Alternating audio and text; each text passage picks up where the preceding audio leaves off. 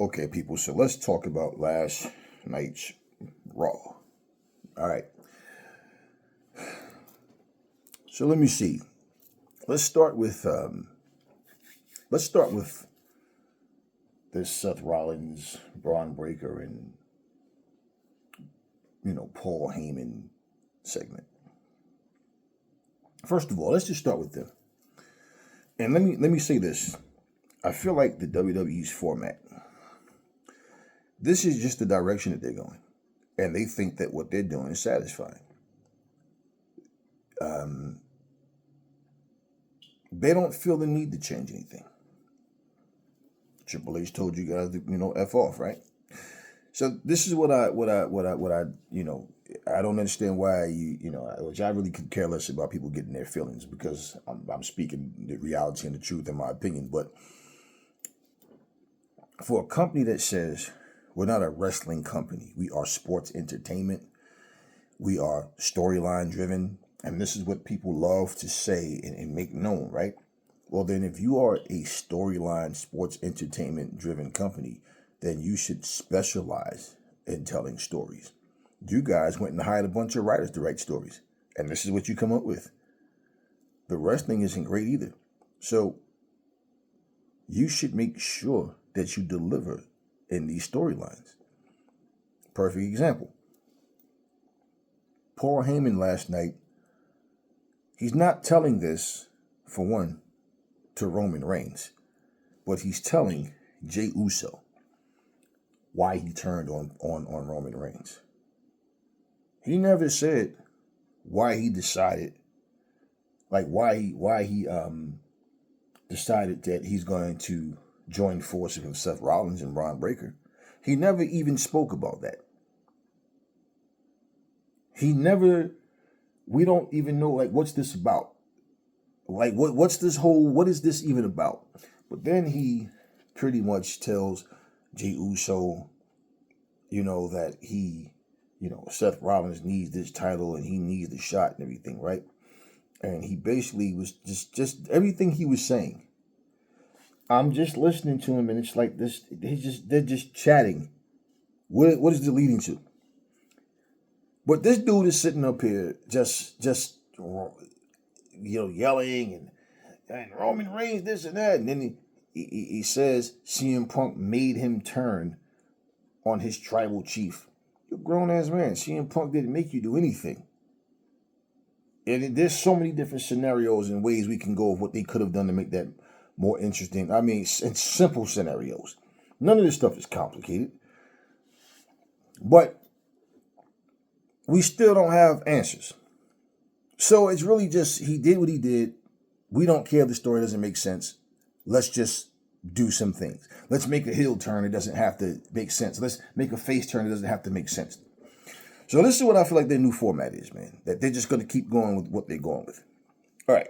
Now, Jey Uso wasn't going to lose his very first title defense. And the thing about it is, now I feel like a disqualification or whatever was the right call in terms of the match itself. I don't care about the particulars of what happened and whatever, CM Punk and all, whatever. Breaker coming in, interfering or whatever. I really don't care, all of that. But it really just felt like it was just a flat show, man. The match wasn't terrible. The match itself wasn't terrible. But it is what it is. It wasn't great either. I don't even think it was good. It was in between. But it was what it was. Let me see. What else happened, man?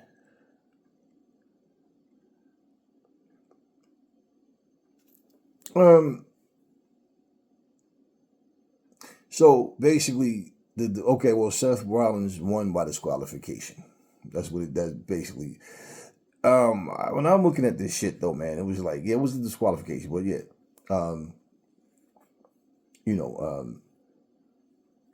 of course, due to Braun Breaker's interference, but I'm at a loss for words, man.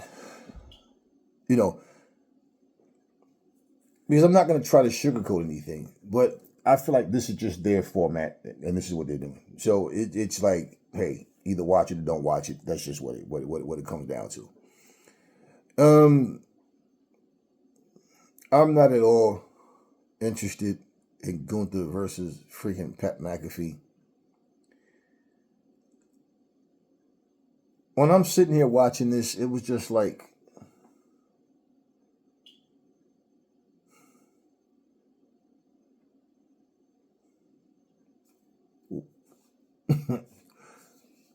why?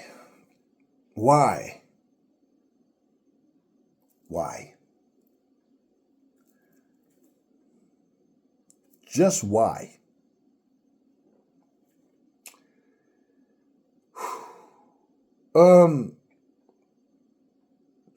Rusev, he comes out and he fights Otis.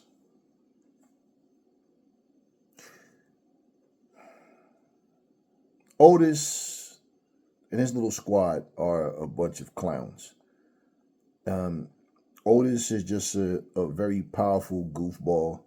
Nothing serious about him. Why is Rusev having any struggles with Otis? I told you guys, always pay attention to who a returning wrestler or a new wrestler comes into the company beefing with. He's in there struggling against Otis, man. This, of any match that should have been a squash match, should have been this. Because they have no plans to do anything special with Otis. And Otis is just basically, you know, the fans used to get into his little goofy, silly gimmick, all those head movements and the worm, all that shit he was doing. Now it's just like they just look at him like, okay, because they don't expect anything out of him. You knew Rusev wasn't going to lose, right? But then again, it's WWE, right? But no, he goes in there and he struggles to beat him. And then Rusev is supposed to be this big destroyer. He leaves the ring after, you know, a bunch of people come in and break it up. Adam Pearce is in his face and, hey, what are you doing? And whatever. And he leaves the ring, then he come back and sneak attacks. Puts him in that move or whatever. And it felt like nothing, man. Guys, let's look at something. If a company doesn't use you right in your youth, what happens when you come back years later? What are they going to do with you now? He's beefing with Otis.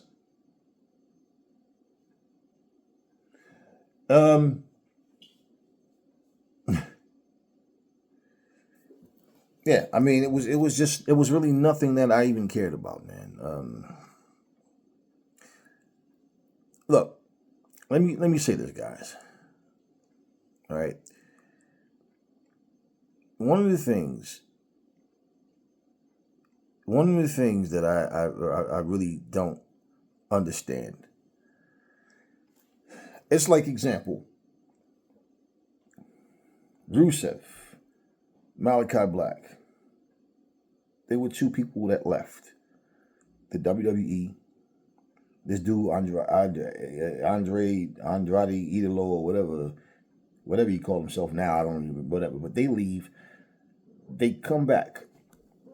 I'm going to tell you what people don't understand, and this is why the video I just dropped, where you see Braun Strowman and Shotzi on the thumbnail, and I'm saying, if either one of them was to come to AEW, do they bring any value? Meaning, do they fans still stick with them? Or their so-called fans to still stick with them and watch them in AEW? I don't think so for this reason. When you were in the WWE, you as a wrestler couldn't put more asses in seats. You couldn't up the viewership. There could be a new vested interest in people going, hey man, he probably got a better chance to be used properly in AEW. I don't know, because you got a lot of naysayers. Oh, they say the same thing, right? All the time. Oh, they're going to use him for about 2 weeks and forget about him. But they always just, they create these stupid narratives and just go with it.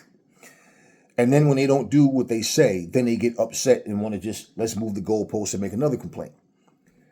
Guys, it's been noted that the viewership dipped with the return of Aleister Black. Nobody cared. And this is why when a wrestler is released, this is my point. Let's say, for example, when Rusev came over to AEW. We don't know what goes on behind the scenes.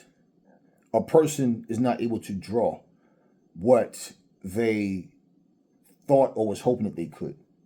They're paying these people very well, but they aren't able to contribute any more than mid-card guys. You got decisions to make. Now, can you use people and use them in a way where, guess what, they'll stand out better? Absolutely, but we don't know what these conversations are like. And people seem to think it's all just as simple as saying, hey, I want $10 million a year and I want X amount of matches. Oh, done. No, it's obviously there's things that's happening that the decisions are being made that, you know what, we're going to cut this person. Or we got to pull this person. This thing's going to happen. When they returned to AEW, to WWE, Rusev, like him coming back, his pop was nothing. His crowd reaction was nothing. The first day that he came back, the first night he came back, he got a little reaction, but I mean, it was nothing. Him last night, nothing. Okay. The fact is this. Nobody truly cares. They're bringing back people that they've already had on the roster that they didn't do anything with before they left. Once again, we got them back in WWE. That's the foolish, the childish fans. So what happens is really simple, y'all. Y'all got to pay attention to this. The superstars, if you want to call them, or the wrestling stars that's being produced today, whether it's AEW or WWE, nobody is able, right as of right now, to produce another Rock, Stone Cold, Undertaker, Sting, a Ric Flair. They're not able to do that. Which means now, the only thing that AEW and WWE will do is swap each other's talent. That's it.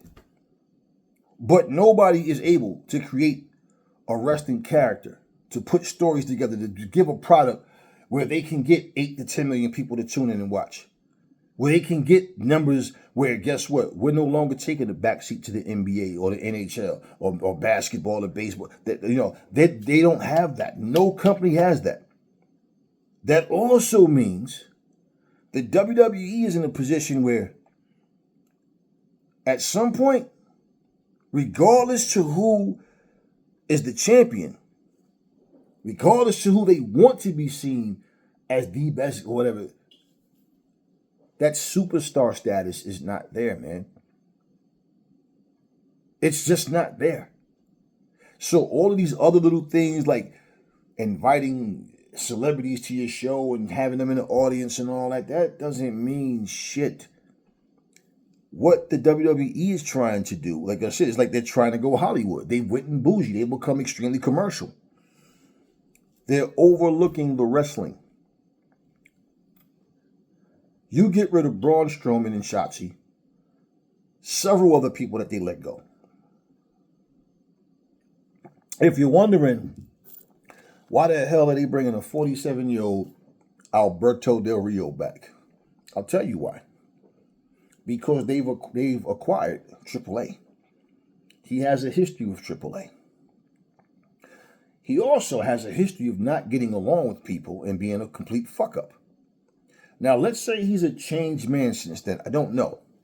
But Zelina Vega, Penta, Rey Fenix, Andrade Idolo, this dude, Alberto Del Rio, they will be a huge part of AAA. And they're going to use this WWE talent to be the driving force to get people to watch, because AAA, with the people that they have now, is not going to just attract the American audience, especially the WWE audience. It doesn't work like that.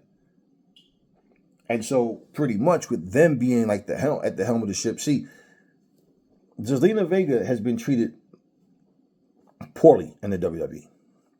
Just Alberto, all of them, they've done nothing, and plus they got Rey Mysterio. So those people in the WWE, the Latinos that they have, they will use them to try to get the biggest draw that they can to AAA. But Alberto Del Rio, what the fuck is he gonna do, man? See, one of the saddest things about professional wrestling is it doesn't matter how much talent you have, how you're used. Once you've been ruined, it's hard for anybody to really take a character and say, okay, unless you completely revamp this character. It's really hard for that person to do anything in a company that is going to get the attention of the fans and get more people to just want to watch. So pretty much, you get these new wrestlers in, but your viewership doesn't change. And you're paying this person a big salary, right? At some point, you got to start rethinking things. And it's not just who we can get in, but how can we use this person and what can we do with this wrestler that this wrestler is going to get everyone's attention. This is a different generation. It's a different time. So when we can remember better times, when we can remember situations where the most for the most part, just say the program was more exciting. I don't ever envision things and say they should do it like they did in this time or that. No, it's whatever you're doing. You need to make it work, but you need to pay attention to what worked before. What was the magic about? Where did this come from? How did this person get in that position? Like what character what type of character can we get that's gonna? But you have to have more than one, especially now when people don't a contract. You can think everything's fine between a company and a wrestler where everybody's on the same page, and all of a sudden, bam, they decide to go elsewhere. And that lack of being able to create superstars. Like example, if Liv Morgan, like she gets this role and say if this movie is a big success, she can be in that position that, oh, guess what? Now she's a big star. You think she's going to keep continuing to come back and bang her body up? When she's out there making the same or probably more money doing movies at that point? And all of a sudden she's supposed to boost the ratings when she comes back because she's a movie star. Like, how they try to do with The Rock or whatever. I really don't. Look, Samoa Joe was in Twisted Steel. He was on that show. Chris Jericho was in the Terrifier 3. Like I said, Tony Storm was in the movie. That's all good, man. It's just when that's what you're depending on to help your company get more viewership is to have a person with superstar status outside of the ring. How does that play into the ring? Then you got to understand, she's not The Rock, man. She's not the entertainer that The Rock is. She's just a wrestler. What the fuck is she going to get on the microphone and say that everybody's going to tune in, all of a sudden the viewers? No. It's not. That's not the way it is. So the fact that you don't depend on being able to put solid matches on, you just depend on unfinished stories that make no sense. And you think just because it's WWE or because you're on Netflix or whatever, hey man, look. SmackDown and Raw, y'all saw the thumbnail on my last video. Both of them took a big hit in the ratings. Oh, but it's because of basketball. Right. Just like if AEW's ratings are lower. Or anything else that certain things are going to get more attention than other things, right? So what? But this is what I'm saying. If wrestling was in a position where the majority would say, nah, fuck that. Look, the NBA has lost 53% of its audience. Yet, the majority of people is still choosing the NBA over wrestling. So my point with everything is, what can wrestling do where they have enough eyes on their star power that gets the eyes on their product where people are like, nah, I'm watching wrestling instead of basketball. What can they do?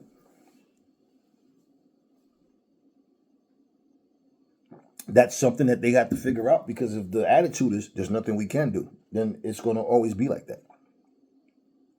It's going to always be like that. As far as the cuts go, AEW make cuts. They make it known. You know, it gets reported, put it like that. WWE, all of them, TNA, all of these companies has cuts. Okay. We don't know where these people all are going to end up. I don't like certain things I see. Certain wrestlers, like I said, I know it's not about just because you're from the WWE. It's what do you bring to the table? What are you going to bring to AEW? What are you going to bring? And that's where I'm looking at these wrestlers where out of everybody they let go, Braun and Shotzi, in my opinion, would be the two best picks if AEW is interested in them, or you know, and they're interested in going to AEW. Otherwise, Sonya Deville and all these other people, I don't get it. Look, last night, who did I see? Who was that? Who did I watch wrestle last night? It was Penta, and I forget this guy's name. JD, that McDonough guy, whatever. Terrible match, man. Terrible match. But do you guys understand what I'm saying? Look at who Penta has fought since he's been there. They're doing nothing special with these guys. I have not seen one good Penta match since he's been there. And I mean, the 4-way match he had at WrestleMania and all was okay. It was all right, man. But bottom line is, it was what it was. Put it like that. It was nothing special about it. But what we're seeing happening to this product, the WWE doesn't see as a downside. Like Triple H told you guys, stop being a critic and be a fan. So, no, this is what we're going to do. Take it or leave it. And it's just not a good product right now. It's been like this for a long time. Every year, like I said, companies go through their up and down situations, but it's been a long time right now. And just this morning alone, it's only 11:17 right now. Just this morning alone, I saw a bunch of video thumbnails, people pissed off at the WWE, saying that it's ruined, it's garbage, it's trash, it's not acceptable, this is cringe, where I'm like, wow. So, hey, these people are paying their money for your product, man. And, I mean, you got Ray Phoenix, you got Penta, and this is the best y'all got for them? Yeah. What else did I see last night? Let me see. What else did I see? What else did I see?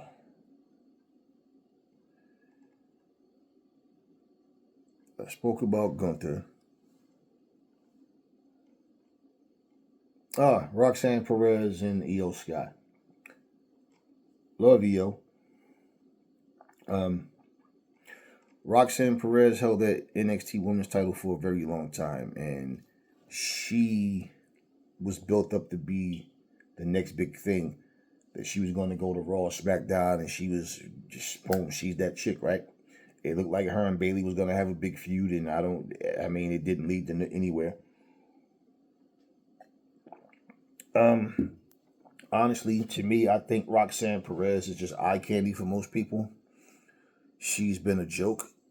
And whenever she features on, SmackDown or Raw, whatever, she's just in the ring. That's it. She's doing nothing. You don't see any greatness. You don't see anything in her that makes you just feel like she's going to be a big time player. I just don't see anything in Roxanne Perez that's special. Like I said, I think she's just eye candy for most people. And truthfully, her alliance with Julia is just kind of weird because it came out of nowhere. And it's not that, like, things happen. People put people together and then there's no real explanation as to why. That's happened many times in wrestling in general. Where for the most part, people will explain it to you. Doesn't have to be a long story for you to just tell us why you did it, but it's the type of thing where Julia and Stephanie Valkyria were real tight at one point. And then Julia turned on her. Now, for whatever reason, she's just coming out. At first, we thought this was they're both, representing NXT type of situation. But Julia the heel all of a sudden, and she's coming out and getting involved in Rhea Ripley. So that was what it was. It was just very boring, man. It really was. And one of the things that gets me, like I said in my last video, somebody made a comment about, the B show, referencing Collision being a B show to Dynamite. But like I said, people take WWE formats and they use it to describe everything, and that's not the case. Because AEW clearly does not treat Collision like a B show. They clearly do not. So the thing what people have to understand too is when you have multiple titles, multiple champions, you don't stack one card up like let's put everybody on Dynamite and then leave Collision without champions. And no, so you have to have a balance. You have to have guys like, you got Adam Cole's from MJF to, Danny Garcia, like all of these different people, and they're building up a lot of young talent as well. So they don't treat Collision like a B show at all. And that's why I made, the point. Are you aware of how many multiple times? For the longest, the SmackDown ratings, which is the B show to Raw, had much higher ratings than Raw.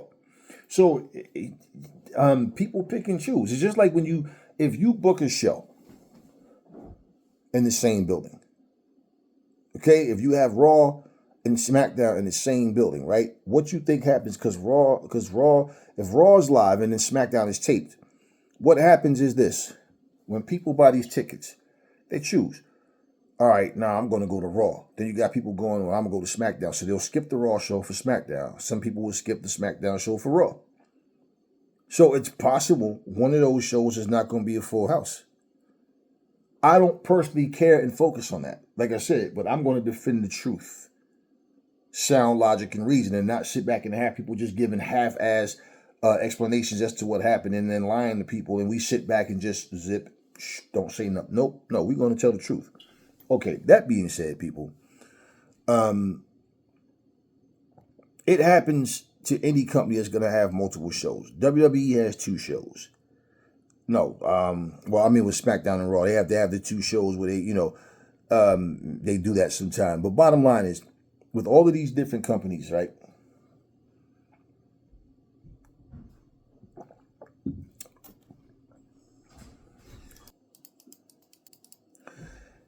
All right, so what ends up happening is really simple, y'all. How you use people. I had to step away for a second and come back, so I don't even remember what the last thing I said. Somebody always want to bing bong when but all right. But anyway, how they use these wrestlers, man, is it could be different with the chemistry you have with your company, and you can take someone that's well known, but something you do with your company wind up, hey, I think one of the big, that we can break them to that next level. But what I really feel one of the biggest downfalls of the wrestling community is this: everybody think a wrestling company is supposed to have 10 million viewers, right? You got to have the big. Now, why are you concerning yourself with who else is watching to the point where, like, that's going to determine if you're going to watch something or not? If I'm enjoying what I'm watching, that's what I go by, not by what everybody else is doing. I'm pretty sure right now, somebody said something about a show that's on Netflix. I love that show. Whatever, I don't remember what the name of the show was. I never watched it. I don't know what happens on that show. Now, if I come across it one day and watch it and I happen to like it, cool. But it's not since everybody's watching it, I'm going to watch it so I can talk about that show too. I don't care what everybody else is doing. So I feel like what they're doing, instead of enjoying, my point is, even when they love the content, it's still, but they can't get 10 million. Well, WWE can't get 10 million viewers. They can't even get the 5.9 that they had got, night 1 on Netflix. They can't even get that back. So for every company the wrestling community, you got your diehards. Okay, let's put it like this. You have your loyal fans, then you got diehards. But then you have those casuals. Your diehards, okay, or your core fans. Let me say your core fans. Let's put it that way. Your core fans are going to be the ones that make sure that they're always watching. But these other people that are looking to criticize, not because the show isn't good, but simply because, like, if I'm watching the show, and let's say there's like 3,000 people, 3,500 people at a show, as opposed to 15,000 or 20,000. I don't give a shit about that. The show was lit, the crowd was into it, and like I said, when WWE was having those issues, when they was having those half-empty buildings, and we was like, yo, they need to get it back, gotta get it back, they gotta finally get that fire back. But bottom line is, even for them to do that, you gotta understand something too. TNA went through that shit. All these companies went through that, where there was a time where, hey man, especially with COVID, I don't mean just the fact of what happened during COVID as far as like people getting sick. I mean, like, in general, a lot of businesses, a lot of places, like, businesses went away. A lot of money was lost in different businesses, and there's more important things to do in life than watch wrestling or watch sports or movies. Like, you have things like those things. That's not things we need. That's things we just choose to watch and be a part of. But I'm talking about your wants, that your actual needs. Okay, you need shoes. You don't need to spend $300 on your shoes. That's up to you how much you spend on them. But you need clothes. You understand, underwear. You need food, water, like stuff like that. It's these things you need. So when you start cutting back on luxuries, you got to look at what you need the least. Well, if streaming apps or certain TV applications or channels you don't have means, well, hey, I won't be watching wrestling, or I won't be watching basketball, whatever it may be. I'm just saying, something has to give. Then it comes down to what's important to me, what's more important, right? Simple. Like, you got people that watch Raw and can't watch SmackDown, or vice versa. You understand what I mean? Shit like that. So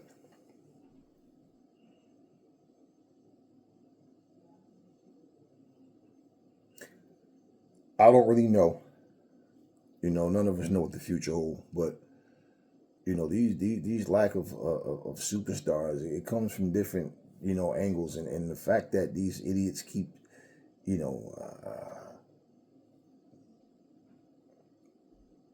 keep talking about the WWE as if they're supposed to be the only company.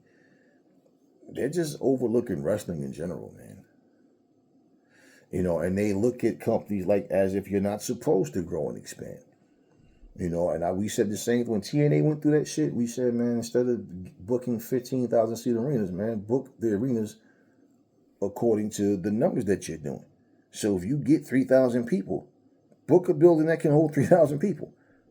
Why the fuck? And that's what people fail to understand. You choosing to book a big building is not smart. Everybody knows why you keep only showing one side of the building. We're not stupid. Everybody knows that. So you book the building according to the size of the audience that you pull in. And if your core audience, in person is 3,000, 5,000, 3 to 5,000, just say, okay, cool. If your pay-per-views can get 10,000 or whatever, you understand what I'm saying? Whatever. The whole point is people have forgotten how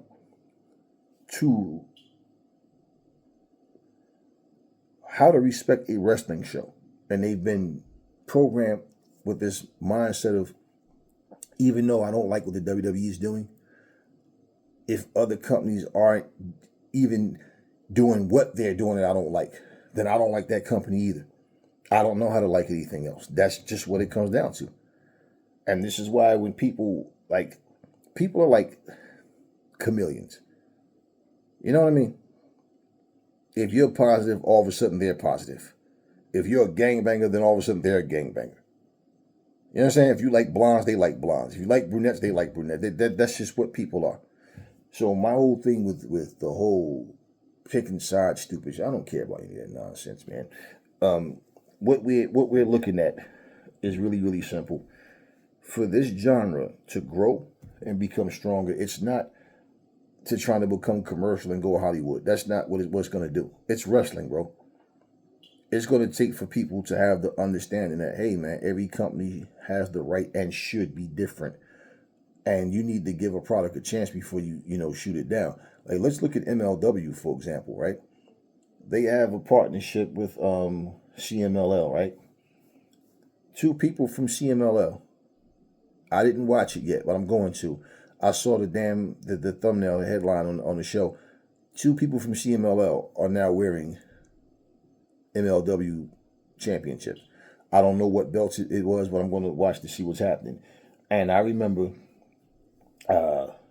someone made a video and spoke briefly and was like, "Oh, that's so stupid because your company don't even have these champions because CMLL is wearing the belts and this and this." And I'm like, I didn't want to hear anymore because I didn't want them to ruin it, what it's going to be. But CMLL is working with AEW, they're working with MLW, so hey, you know what, the collabs can be good.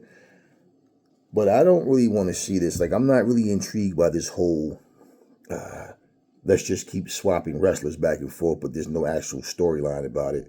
There's no tournament going on. It's just, this isn't even a Forbidden Door concept. This is just, like I said, this is just wrestler swapping and just hoping something happens and people catch on.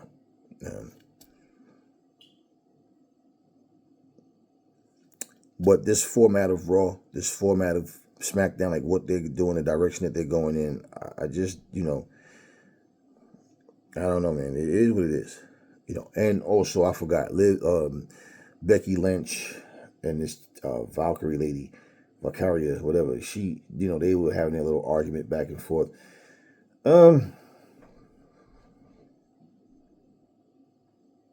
Be honest with you, man. I like.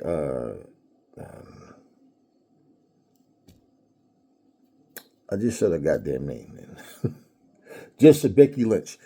I like Becky Lynch. I like Becky Lynch more as a face than I do as a heel. As a heel, she often has that. She's always angry, that temper about. Like she's just not like unreasonable. Just like she'll do some dirty shit to somebody, but complain about what was done to her. But she will speak truth in her promos. Pointing certain things out in her promos. But I just feel her more as a face.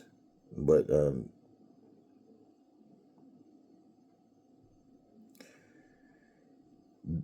Charlotte Flair, as boring as she is, I gotta say this.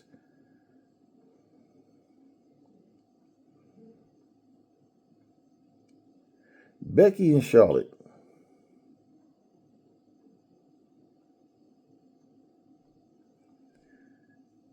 they're the only women over there that just sound like grown women. Charlotte's just boring and annoying because she just pretty much cuts the same promo every time she speaks. Pretty much just like I said, I'm better than you.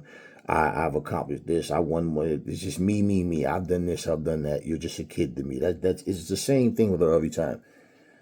And I love Nia Jax and Jade and Bianca as well. But they all Nia is just not good with promos at all.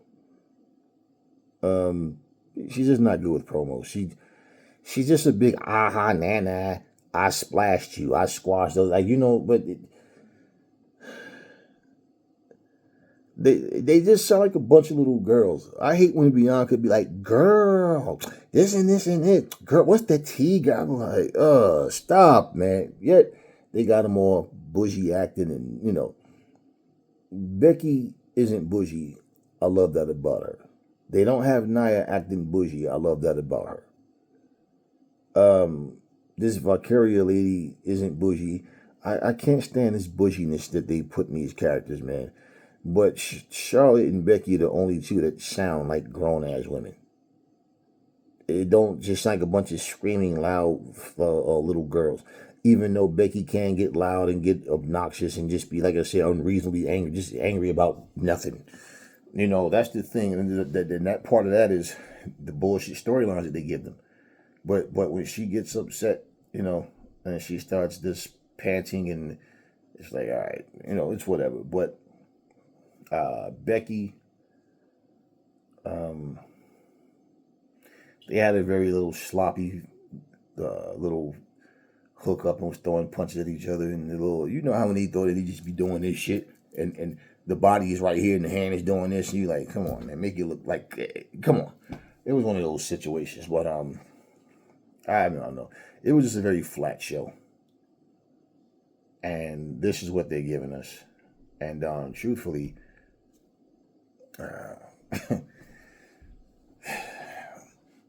it's just a tough pill to swallow if you're going to continue to watch, because you just don't see anything getting better anytime soon. But it is what it is.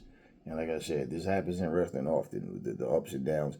You got, you know, different people come. You don't know who's going to renew their contract. You don't know. A lot of times storylines just come to an end because somebody's gone, and usually that's because the company expect that wrestler to re-sign with them, and then all of a sudden that wrestler, you know, doesn't re-sign. So those things do happen. But yeah, Raw was just flat last night, man. It was just flat, just nothing going on, you know. But I would, you know, hey, we'll see what happens. We'll see what goes on. I don't know if I'll be watching NXT tonight. I'm not sure. But hopefully, you know, the thing is, when I look at what's happening with NXT, I look at Jordan Grace and I'm saying, hopefully, man, when she ends up on SmackDown or Raw, that her career is treated much better, man. Because they could very easily bring her there and she end up being another Ivy Nile. Like the way they use Ivy Nile is terrible, man. Terrible. It's so many people that's on that roster, and when you look at who they, like, how they use these different people, it's just like, how do you not see the potential in these people? And I can't even tell you the last time I saw Ivy Nile win a match. When I'm watching this show, like I said, I'm, you know, I don't know. I don't know. Just a very weak show, and I don't know, man. I feel like I feel like this because of what it is. Like I said, I just don't see any good change coming anytime soon. So, as I said, I'm not gonna do videos and pretend that I like something that I don't like. But it's just like, man, I'm not crossing my fingers or nothing. I'm not taking it personal. Why the fuck would I? You know.